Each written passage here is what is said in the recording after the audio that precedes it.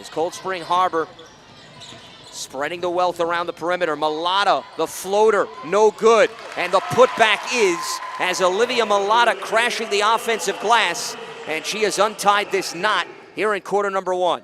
And the quick feed inside to Dirks. I'll kick it back out to Mulata, and another crafty maneuver around the rim as Mulata now has a pair of buckets to give her 4 of her team's 9. Taking back control here in the half-court set with her team trailing by 5, and one giveaway leads yet to another. Mulata weaving in and out of traffic. She'll slow things down off the hesitation, floats it up and in. Olivia Mulata, the leading scorer for the Seahawks, putting on an early clinic with 6 of her team's 11. As the Reedy sisters trying to connect with one another, Mulata around the rim and out. And the standing tall putback is cleaned up by Eloise Rice for her first bucket of the afternoon. The scoop pass underneath, and they'll reset to Mulata.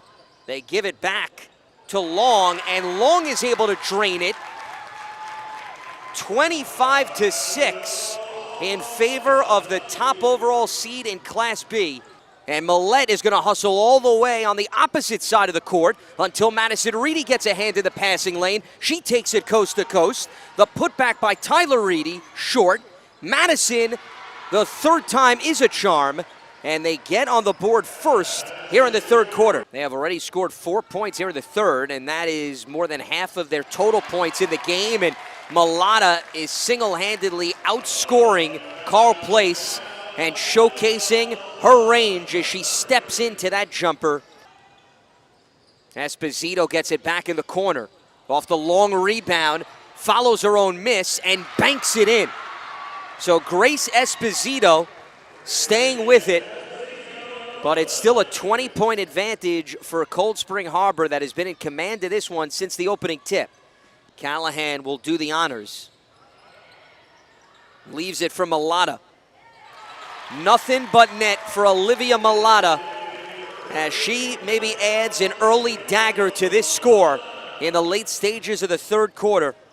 9 straight victories for Cold Spring Harbor, and they're going to be on their way to 10 thanks to the defensive tenacity by Millette, adding to her individual box score, and yet another steal. Mulata going right to left, count it, plus the foul, as she'll have a chance at a 3-point play. To just slow down the tempo before Sliwak puts it up and cashes it in from the wing. Yet another trifecta for the Seahawks, who have now ballooned to a 30-point lead here in the fourth quarter. This Carle Place, look at the slow down Cold Spring Harbor in the half court, and Callahan in the perfect position for an offensive putback. There's Correa. Also a soccer player, giving it up to DeGroot, who banks it in from the top of the key. Under a minute to go in the fourth quarter.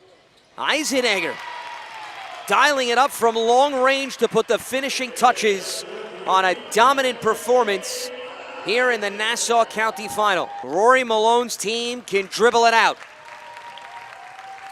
Jane Eisenegger is going to put the finishing touches on this one. You can make it back-to-back Nassau County Class B girls titles for the top seed Cold Spring Harbor Seahawks as they top Carle Place 59-34 here at Farmingdale State, and they are on to defend their state title from a year ago.